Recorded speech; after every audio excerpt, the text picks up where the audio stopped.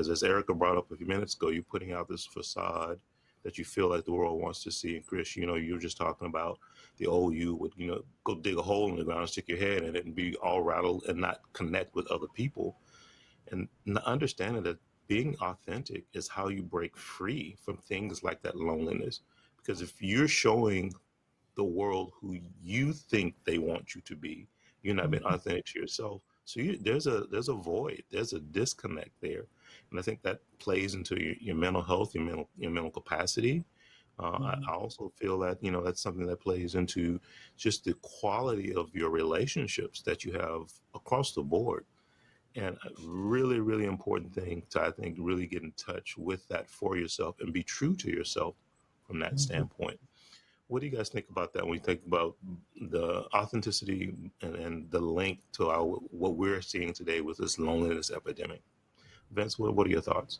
Yeah, it's a real thing. I remember reading some data across the world, especially in Japan. There's a whole terminology for, especially men who are recluses, and it was really interesting to see from a cultural context, because culture is everything, and why all of these men in like from 20s till I think they're like 50s or 60s, who just all they do is just stay inside and stay indoors and be by themselves. And when you think about the birth and death rate, when you think about all these macroeconomic factors that then lead on to just general happiness.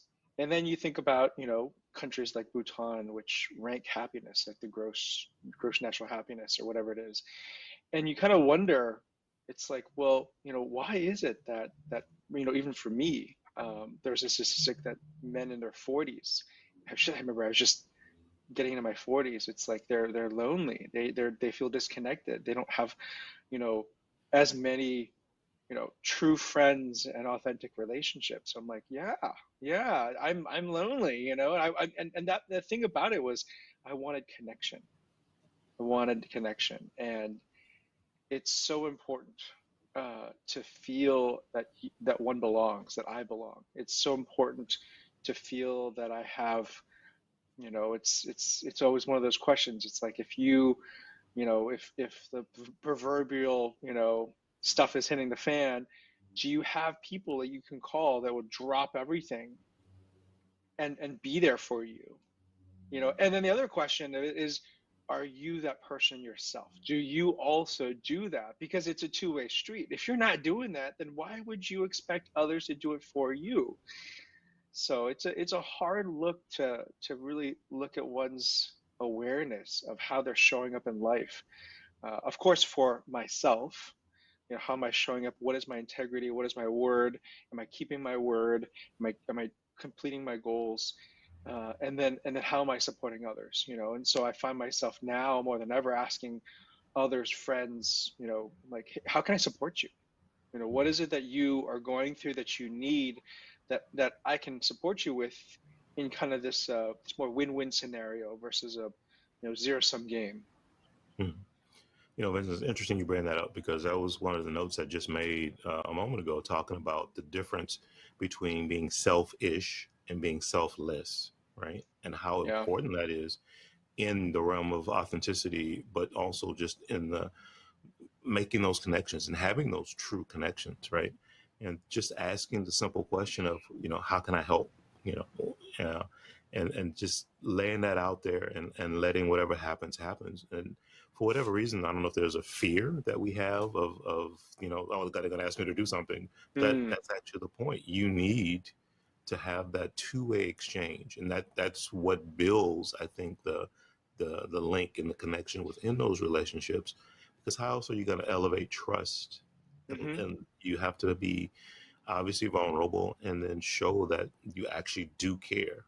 You're not doing it to gain something or to take something away from them. You're just trying to be a supportive, engaged friend. And I think that has a lot of value. Yeah, and then it comes down to the of course the age-old statement. You're unable to trust others until you trust yourself. So Correct. that's really important.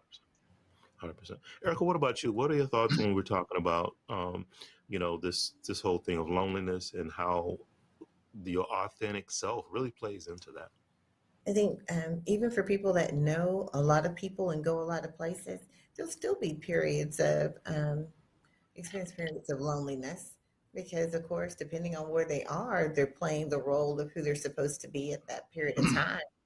But when they go home, they're able to be themselves, some of them. But oftentimes when people go home, they still don't feel safe to be themselves. So it does inspire a lot of loneliness, even for people that are extroverts and have a lot of external connections.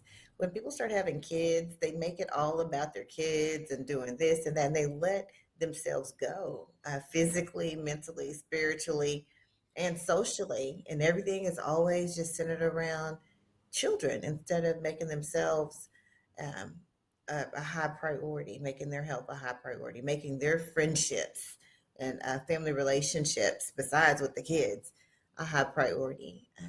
So a lot of things when it comes to loneliness, it's our own fault in a sense because we create those situations to isolate ourselves, and we just make decisions that bit by bit, little by little, um, we start turning more into ourselves, and like you said, not being so friendly.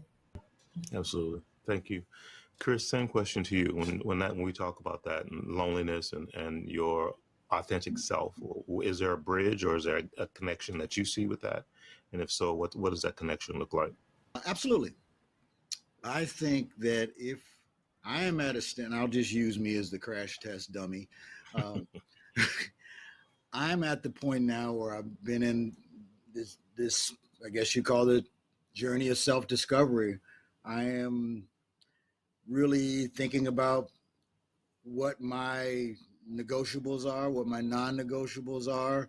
Um, I mean, there are a multitude of people out there that are lonely, don't have someone, and but we're not. That doesn't mean that we're all looking for the same thing.